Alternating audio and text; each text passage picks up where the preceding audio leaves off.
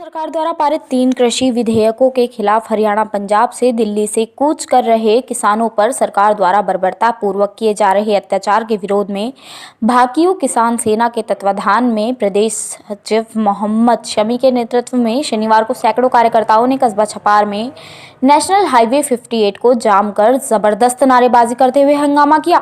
मौके पर पहुंचे सीओ सिटी को 7 सूत्रीय ज्ञापन दिया गया। भारतीय किसान सेना के जिला अध्यक्ष एडवोकेट पंकज ग्रेड केंद्र सरकार को आड़े हाथों लेते हुए कहा कि केंद्र सरकार ने जो 3 कृषि विधेयक पारित किए हैं उनके कारण किसान कंपनियों के गुलाम हो जाएगा तथा कॉरपोरेट जगत के लोग किसानों पर हावी हो जाएंगे, जिनकी मर्जी से ही किसान अपनी फसल बोएगा तथा बाजार में उनकी ही मर्जी से बेचेगा।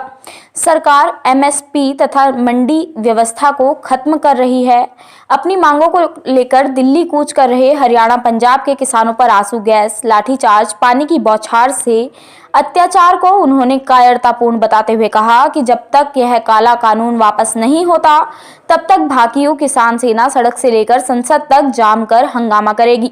उन्होंने कहा कि किसानों का गन्ना भुगतान तुरंत कराएं तथा किसानों के बिजली के बिल माफ किए जाएं, किसानों का संपूर्ण कर्जा माफ किया जाए। सभा में उपस्थित लोगों को संबोधित करते हुए उन्होंने कहा कि शनिवार की शाम ही किसानों के समर्थन में भाकियू किसान दिल्ली कूच करेगी। यदि शासन प्रशासन द्वारा उनको रोका गया तो वे पैदल चलकर या गोरिल्ला की तरह लुक छुपकर दिल्ली पहुंचेंगे और अपनी मांगों को समर्थन में आंदोलन करेंगे। इस अवसर पर भारतीय किसान सेना के मंडल प्रभारी इसरार त्यागी, जिला प्रभारी अकलीम त्यागी, जिला उपाध्यक्ष सरताज तेजल खेड़ा, युवा मंडल अध्यक्ष सोनू बिल्ला, प्रधान आमिर बसेड़ा सहित सैकड़ों की संख्या में ग्रामीण उपस्थित रहे। मौके पर पहुंचे सीओ सदर को दिए गए ज्ञापन से बाद धरना समाप्त किया गया। धरने को लेकर पुलिस प्रशासन ने भारी फोर्स का प्रबंध किया था। हरियाणा से जो दिल्ली किसान जा रहे थे उन पे जो पानी की बौछारें उनके साथ मारपीट की गई, उन्हें रोका गया। उस संबंध में हम यहाँ छपार में इकट्ठा हुए हैं। किस चीज़ का विरोध कर रहे हैं किसान? 3 अध्यादेश जो काले कानून जो सरकार ने पास किए हैं, जो किसान विरोधी हैं, उनका किसान, पूरे भारत का किसान उनका विरोध कर रहा है। उसी के लिए हरियाणा के जो किसान थे वो दिल्ली जा रहे थे, लेकिन उन्हें रास्ते में रोककर उनके साथ मारपीट की गई, उन्हें ज़बरदस्ती रोका गया, अत्याचार किए गए। उस संबंध में आज पूरे भारत का किसान जो है वो जागरूक हो गया और पूरे भारत का किसान दिल्ली की तरफ झुक कर। अध्यक्ष जी, सरकार कह रही है कि बिल से किसान की आय दुगनी होगी, फिर किसान विरोध किस चीज़ का कर रहे हैं? सर, किसान की आय दुगनी नहीं होगी, क्योंकि वो बिल सरकार ने अपने अनुसार बनाए हैं, उसमें सरकार की आय दुगनी होगी।